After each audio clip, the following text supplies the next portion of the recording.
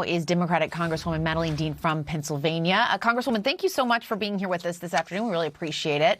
I want to stay on this topic that we were just talking to Julia about. Republicans who support this legislation, and it was all but 2 in the House, argue that they're making these cuts because they're worried about the deficit, that that's what this is about. I'm curious what you say to that. Oh, my goodness. This is a rescissions package. This is lawfully passed appropriated money. Congress has the role under Article 1, Section 9, Clause 7. We're the only ones who get to appropriate money. What a false argument. After all, these very people are the people who voted for the big ugly bill just a couple of weeks ago that added $5 trillion to our deficit, cutting $9 billion from public broadcasting, USAID, other global security, migration, refugee resources, all of which will harm public health, national security, $9 billion versus their $5 trillion add to the deficit. It's such a shallow, false argument, and everybody sees through it. And this was the first time that they had used a rescissions, the law, and they were able to do this in decades.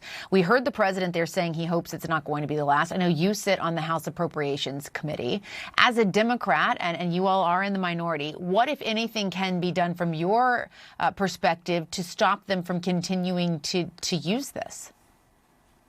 Well, and you're right. The president has threatened to do more rescissions packages. I want to remind people, and I've seen some confusion in my own constituents, understandably. They think this might be something about future funding. This might be about reconciliation.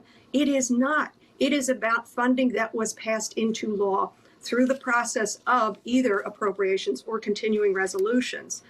This is unlawful, what the president has done in this rescissions package. And I say to my Republican colleagues, why would you give over our constitutional authority? We are the ones who have the power of the purse.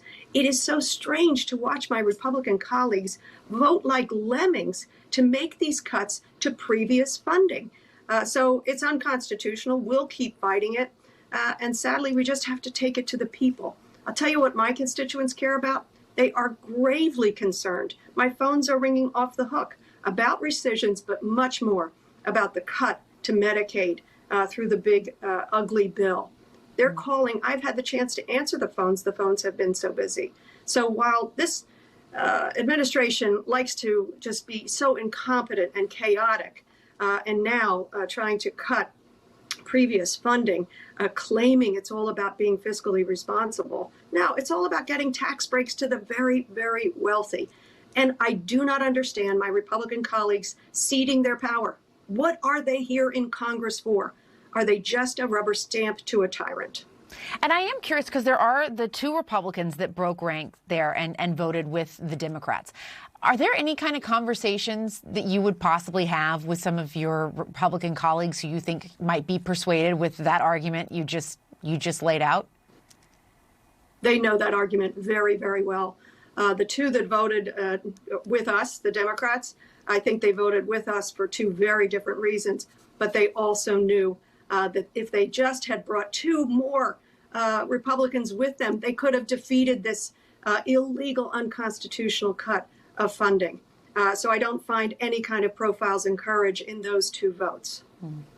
I also want to ask you about a different topic. The New York Times has this reporting that the Democratic National Committee is preparing an autopsy on what went wrong in 2024. And I know that you and the Democrats want to focus on what comes next, not what happened in the past. But it can be indicative and instructive on how to run going into the future. The report says that it's not going to focus on the presidential campaigns, those of Joe Biden or Kamala Harris. And the reporters say this is, in their words, something like eating at a steakhouse and then reviewing the salad. What do you feel like you need to know about 2024? What are your lingering questions? Well, I have to tell you, that was some brilliant writing. I did read that article. Very well put.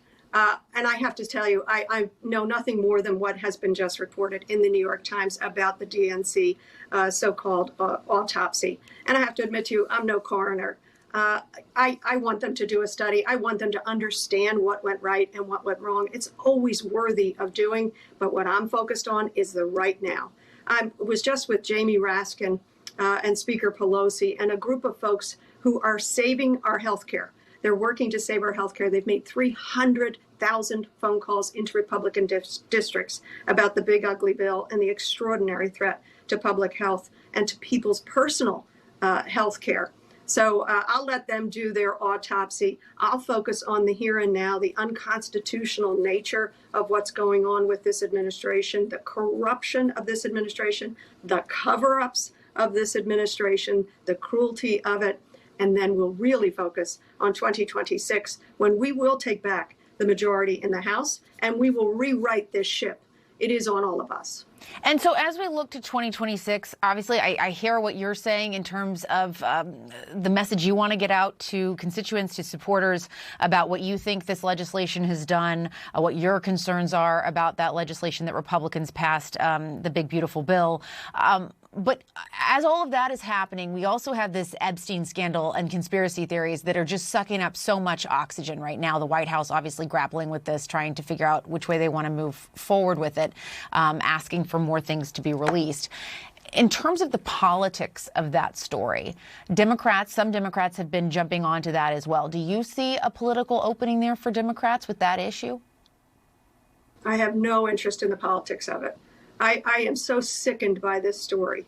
And Mr. Trump and his administration and his courtiers, who for years fed their base an appetite, a buffet of conspiracy theories. And then guess what?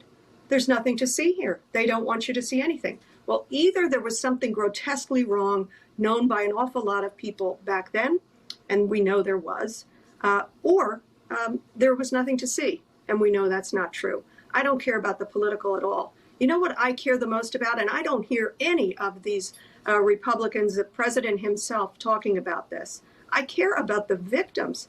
Think of the girls, the 14-year-old girls. There are dozens, if not hundreds, of victims of Epstein and whoever was around him. So there were the abusers, there were the enablers, there were the cover-ups. I care desperately about that. And not just children who are trafficked and abused by the rich and well-connected who cover it up. The children that are being trafficked every single day. So I don't care at all about the politics of this, but it's so hypocritical and it's so transparent that even Donald Trump's base has turned on him. All right, Congresswoman Dean, thank you so much for your time. We appreciate it.